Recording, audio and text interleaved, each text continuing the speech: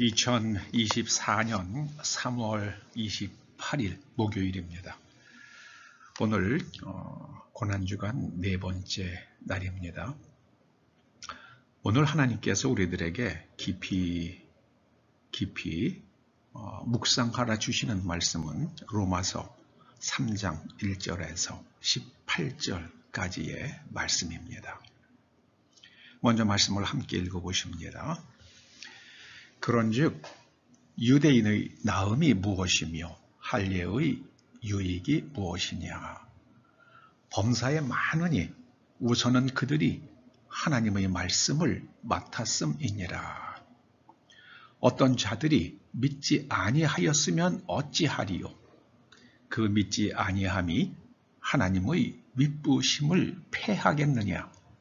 그럴 수 없느니라. 사람은 다 거짓되되 오직 하나님은 참되시다 할지어다. 기록된 바 주께서 주의 말씀에 의롭다 함을 얻으시고 판단 받으실 때에 이기려 하심이라 함과 같으니라. 그러나 우리의 불의가 하나님의 의를 드러나게 하면 무슨 말하리요? 내가 사람의 말하는 대로 말하노니 진노를 내리시는 하나님이 불의하시냐? 결코 그렇지 아니하니라. 만일 그러하면 하나님께서 어찌 세상을 심판하시리요? 그러나 나의 거짓말로 하나님의 참되심이 더 풍성하여 그의 영광이 되었다면 어찌 내가 죄인처럼 심판을 받으리요? 또는 그러면 선을 이루기 위하여 악을 행하자 하지 않겠느냐? 어떤 이들이 이렇게 비방하여 우리가 이런 말을 한다고 하니 그들은 정죄 받는 것이 마땅하니라. 그러면 어떠하냐? 우리는 나으냐? 결코 아니라. 유대인이나 헬라인이나 다 죄 아래에 있다고 우리가 이미 선언하였느니라. 기록된 바 의인은 없나니 하나도 없으며 깨닫는 자도 없고 하나님을 찾는 자도 없고 다 치우쳐 함께 무익하게 되고 선을 행하는 자는 없나니 하나도 없도다. 그들의 목구멍은 열린 무덤이요 그 혀로는 속임을 일삼으며 그 입술에는 독사의 독이 있고 그 입에는 저주와 악독이 가득하고 그 발은 피 흘리는데 빠른지라. 파멸과 고생이 그 길에 있어 평강의 길을 알지 못하고 그들의 눈앞에 하나님을 두려워함이 없느니라 함과 같으니라. 아멘, 아멘, 아멘. 오늘 로마서 강의 11번째 꼭지입니다. 창세기 3장은 정말 많은 것을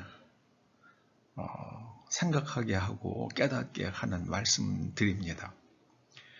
아담과 하와가 뱀의 거짓말을 듣고 저 말이 옳다 착각하고 수용한 순간 인간은 하나님의 진실 밖으로 스스로 걸어 나간 겁니다.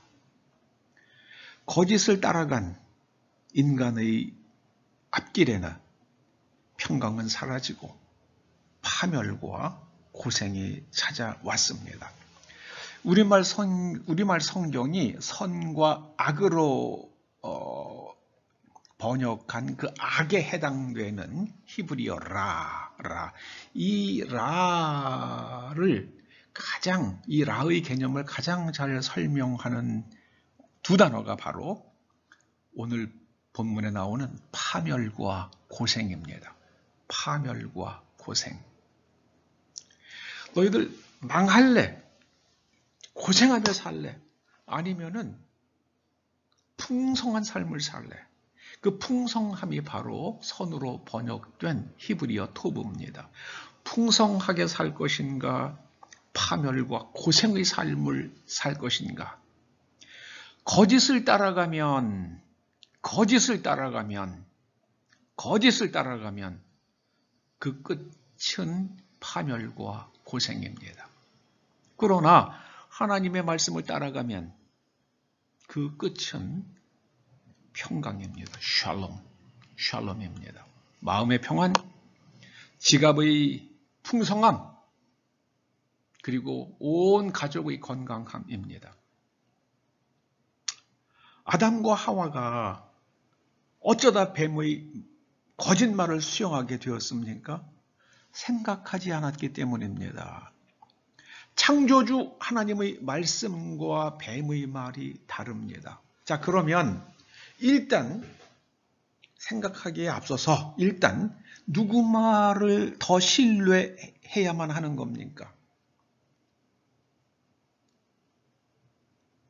누구 말을 더 신뢰해야 하는 겁니까?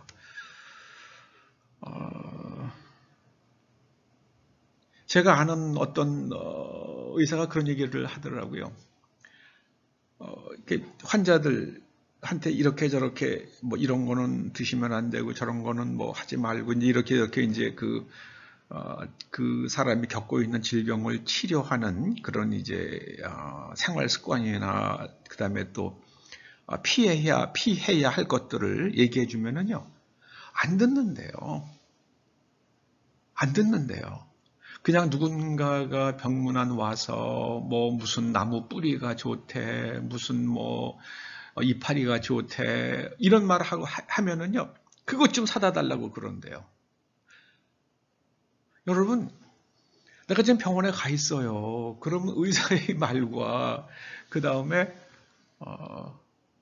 다른 그냥 의사도 아닌 나를 병문안 온 사람의 말 누구 말을 믿어야 됩니까? 그럼 누군가가 만약에 뭐 무슨 나무 뿌리 뭐 말린 거 갈아서 가져다 줬다고 칩시다. 그러면 먼저 의사한테 물어봐야 되잖아요. 제가 아는 분이 병문안을 왔는데 무슨 이 나무 뿌리가 이런 병에 좋다고 해서 가져왔는데 이건 먹어도 되는 겁니까? 그럼 물어봐야 되잖아요. 어떤 약들과 함께 먹으면 안 되는 약들이 있잖아요. 서로 이제 화학작용을 일으켜가지고 아주 큰 문제를 일으키는 약들이 있잖아요. 그 각각의 약들이 나쁜 게 아니라 이 약의 성분과 저 약의 성분이 우리 몸속에서 이 서로 화학작용을 일으켜가지고 독성물질을 만들 수 있기 때문이죠. 그거 누구한테 물어봐야 됩니까? 의사한테 물어봐야죠.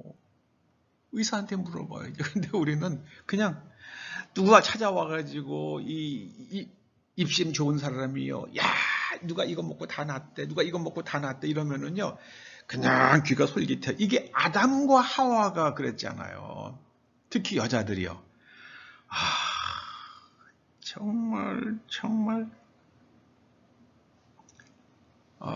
정말 그렇습니다. 네.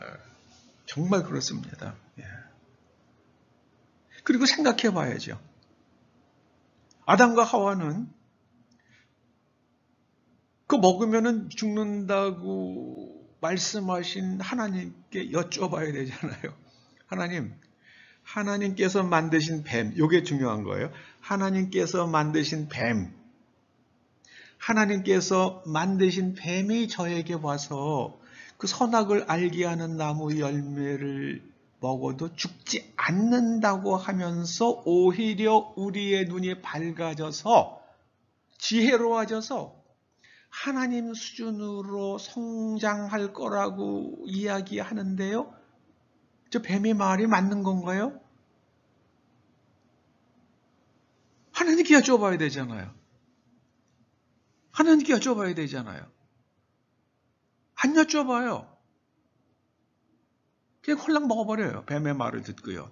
이게 인간의 아주 취약성입니다. 사람은요, 내가 무슨 말을 들으면은요, 거기 이상하게 마음을 뺏기는지 모르겠어요.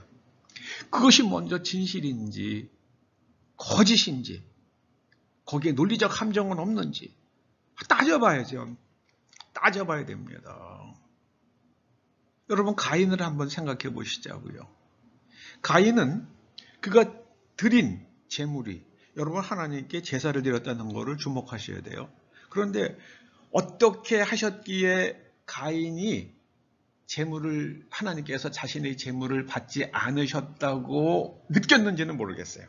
그건 모르겠지만 좌우지간에 가인은 자신의 제물이 하나님께 연락되지 않았다고 생각했습니다. 자, 그러면 제일 먼저 해야 될 일이 뭡니까? 하나님, 제가 뭘 잘못했기에요? 제가 제물을 드릴 때에 뭐가 부족하고 뭐가 잘못했는지 하나님께 여쭤봐야 되잖아요. 그 하나님께서 가르쳐 주시지 않을까요? 최소한 아벨한테라도 물어봤어야죠. 최소한 아벨에게라도 물어봤어야죠. 야, 동생아, 너는 하나님께서 네 재물을 연락하여 주셨어. 너는 죄 사함 받았다고 즐거워하는 거 보니까 부럽다, 야. 근데 너 참 잘했다. 근데 네가 보기에 내가 뭘 잘못했기에 하나님께서 내 재물을 받지 않으셨다고 생각되느냐? 그냥 거침없이 한번 얘기해 봐라. 그렇게 일단 그렇게 해야 되잖아요. 그런데 가인은 그렇게 생각 안 하죠. 그렇게 안 합니다. 하나님께서 자신의 재물을 받지 않은 것에 대해서 화가 났죠. 화나는 거는 인정이 돼요. 샘날고 화날 것 같아요. 근데 그 재물을 받지 않으신 분은 하나님이신데 왜 아벨한테 가서 분풀이 하죠? 아벨이 뭘 잘못했기에요? 사람은 생각하지 않더라고요. 생각하지 않아요. 생각하지 않으면 속습니다. 제가 왜 이 생각하지 않는 것에 대해서 얘기를 길게 하냐면요. 자, 오늘 본문의 핵심이 뭡니까? 유대인들이 율법 받았는데 그들이 율법을 받았다고 그래가지고 율법을 알지 못하는 사람들과 사는 거는 똑같아요. 다 똑같이 죄인이에요. 그러면 유대인들 율법 받아가지고 잘된 거 뭐 있냐? 지금 핵심 그거를 얘기하시는 거거든요. 유대인들은 율법을 받았기에 그 율법을 잘 준수하면서 율법이 함유하고 있는 그 깊은 의미를 천착했어야죠. 예를 한번 들어봅니다. 하나님께서 안식일에 일하지 말라 그러셨죠. 십계명에 나오잖아요. 그러면 왜 일하지 말라 그러셨을까? 하나님께서 나보고 쉬라고 그러시는구나. 그리고 하나님께서는 노예와 가축들에게도 쉼을 주라고 하셨죠.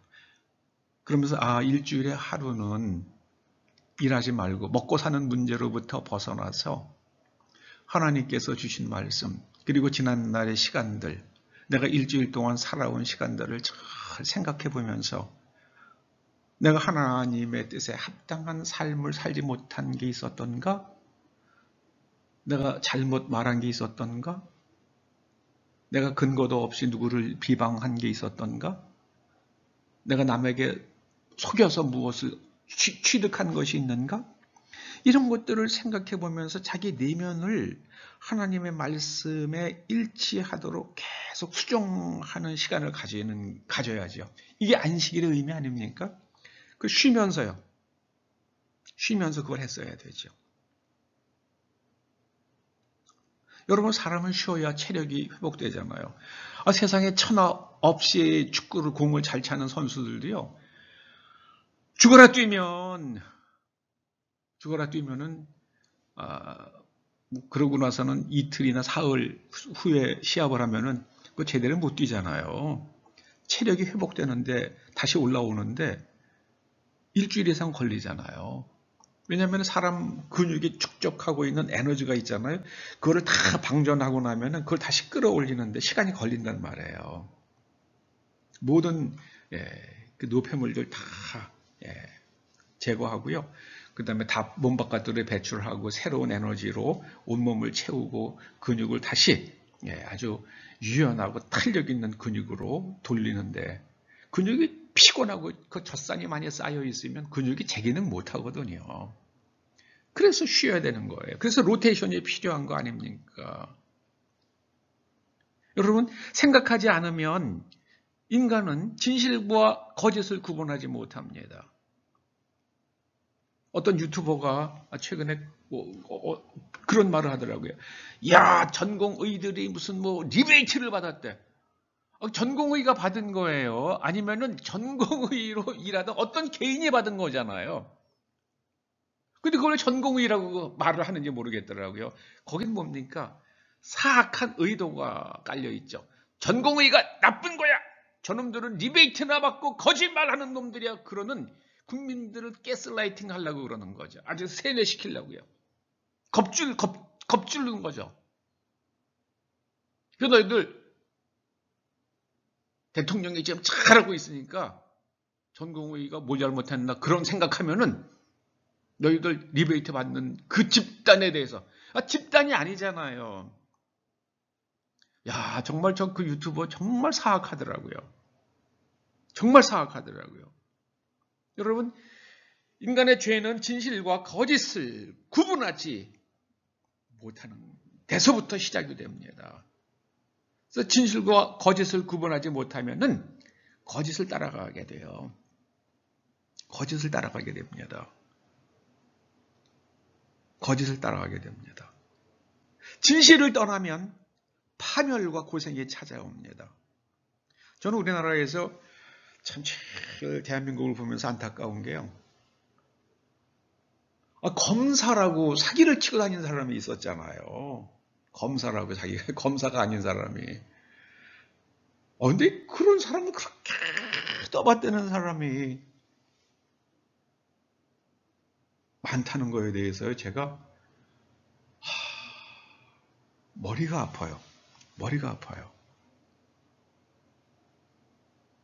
저는 한국의 이런 실상을 보면은요, 야, 이거 앞으로 어떻게 되려나. 여러분, 의대 정원을 늘리는 게 필요하면 늘려야지요. 근데 여러분 66%를 늘린다는 게 이게 합당한지 모르겠어요. 만약에 정말 66% 아니면 100%를 늘려야 된다 할지라도 올해 300명 그리고 3년 후에 300명 이런 식으로 점차적으로 늘려서 각 의과대학이 늘어나는 정원을 교육하고 훈련할 수 있는 시스템을 갖춰갈 수 있도록 시간을 줘야죠. 이렇게 무지막지하게 66%를 늘리는 이게 얼마나 반지성적이에요. 전 그래서 화가 나는 거예요. 의대 정원이 몇 명을 늘려야 되는지는 저는 몰라요. 저는 모릅니다. 그럼 제가 그런 걸 연구하는 사람도 아니고요. 그러면은 태스크 포스를 만들어서 지금 정말 긴급하게 해야 되는 게 뭐냐. 그 생각해야 되잖아요. 어린아이들을 치료해야 되는 소아과 의사. 여러분, 의사가 부족하다. 그 뭐가 문제입니까? 그 사람들이 왜 소아과를 안 가지? 소아과 갔다가 개원하면 쪽박 차는데 소아과 갈 수가 없잖아요.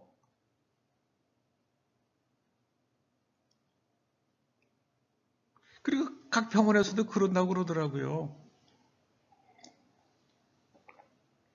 그런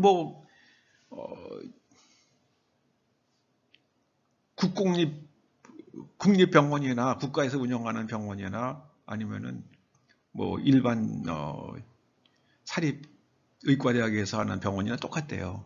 각 의사들마다 과마다 그 경영 수치를 갖다가 할 수 있잖아요. 여기 원목과 직원들 그다음에 전체적인 건물 유지비 중에서 여기는 몇 프로를 배당하고 이렇게 해가지고 원가를 계산할 수 있잖아요. 각 과마다 의사마다 과마다.